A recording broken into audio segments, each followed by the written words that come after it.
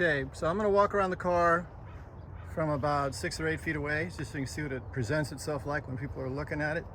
Then I'm gonna get up real close and try to show you all the flaws on the exterior.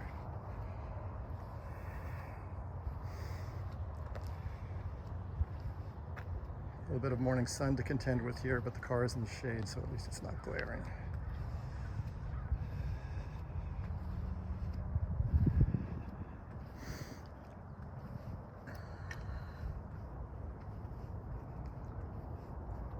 So that's what a carbon fiber roof looks like when it's painted Interlagos blue. I think it looks great personally. Now, I'm gonna get up close to the car and let you see some of the things that I know are wrong with it. Hopefully I won't miss anything. Big scratch on the bumper there. I have no idea how the hell that happened. Totally pissed me off. Someone came up to me and basically hit me right smack on the license plate, and it ended up crunching this part right here. Let's see what else is going on. Oh yeah, someone was actually doing one of those waterless car washes, and they pushed this sensor in, and it's basically you need to get in behind it and push it back out. I'm not sure how to do that. Minor scratch right there. Let's get around. Here we go. All I'm doing is showing you flaws because the wheels look great. A couple of little marks right here from the insurance company where they found scratches in the paint. Let's see here, all along the door. There's little marks. I never did get those little stupid crayon marker pen marks off the car, unfortunately. Is this no, that's just a piece of junk on the paint. Getting around here, front fascia. Okay, this light right here has a little bit of a crack, and the funny thing is I actually bought just this top section and never got a chance to install it, unfortunately. That is a mark on the fascia. Let's see what else. There are little teeny rock pits right here. You can sort of see them. Sorry, it's not great, but at least it's better than nothing. Scratch, that is a little chip right there. Another one right there. A few right here. And what's going on over here on this side? Big mar right there. I have no idea how that happened either. Now you come around to the hood, and I was at Home Depot during the pandemic, and they had this sign that was basically in a concrete bucket saying, hey, park here for your, street side delivery, and then it blew over and bonk. And there used to be PPF, paint protection film, on here, and it protected it. And you could probably paintlessly dent remove that and just touch it up. And right there too a little bit. Let's get over here, see if we can find anything else.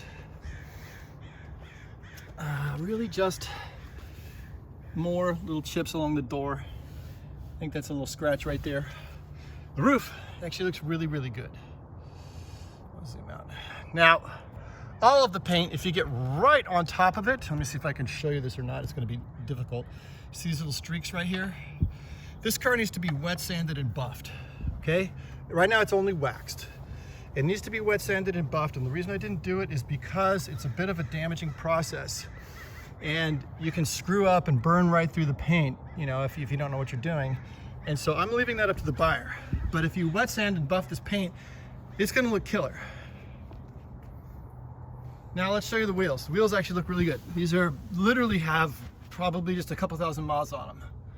Okay, and the tires are Nito NTO5s. This is front passenger.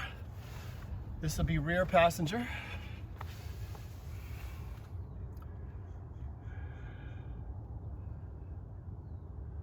You can see there's zero hash. Let's go over here. This is driver's side rear.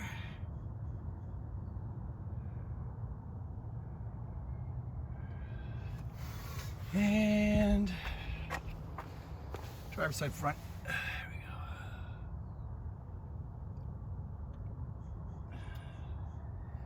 So let's get into the car itself. What's going on inside here that are kind of flaw-ish things. Some leather scratching on here and here. And this leather here is a little bit scratched up too, as you can see, just a little bit. If you were to just buy this entire door card, if you could find a clean one, you'd be done. Steering wheel has some scratches. Dallas custom steering wheel in Texas can take care of that. I actually have these plastic pieces. Give them to you. I never installed them. I just never had time, or just totally forgot.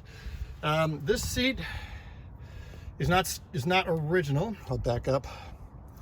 And it was sold to me by Troy Jupe. If you've ever been on the M5 forums, you know who Troy is. And even after he sold it to me, this part of the actual, where's my hand?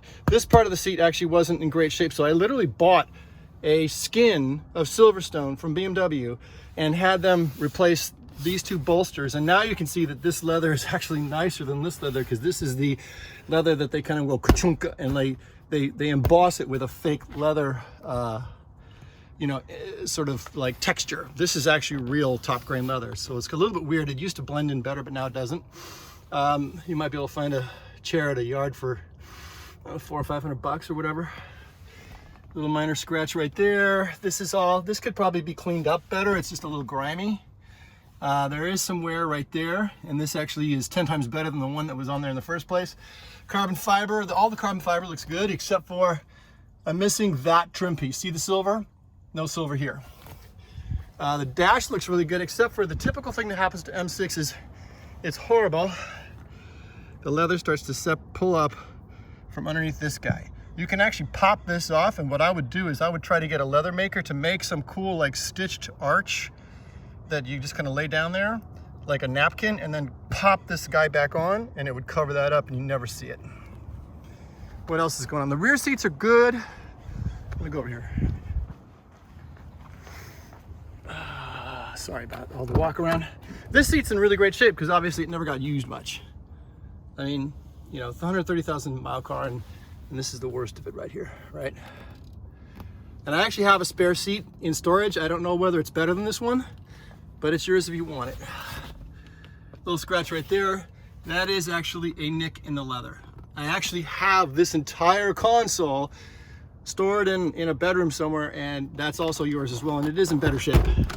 This seat has marks from the latch system. Okay, there's nothing we can do about it. I don't have anything to give you for that. And this door actually looks real good. You get into it and you think about, you know, someone grabbing at the controls and stuff. There's like a little scratch there. But other than that, it looks fantastic. So not bad for a 130,000 mile car, huh? All right, I'm gonna take you into the hood and explain some things to you.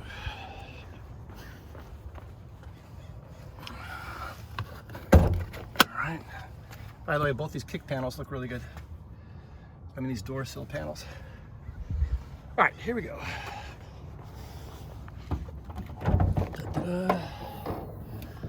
650 horses worth of supercharger. You got this big old giant intake right here. It just, you know, it's kind of hanging in space. There's no real bracket on it. It's just the way it goes. Just to let you know, this is loose. There's nothing it's attached to. You could zip tie it, I guess.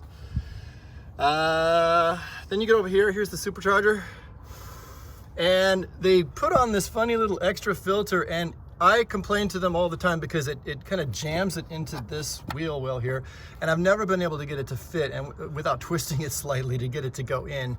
But it's in now, and it doesn't look great, but it functions fine. It looks like it's a little dirty. Someone could probably remove it and put some K&N cleaner on it and clean it up, okay? Other than that, this is what you get.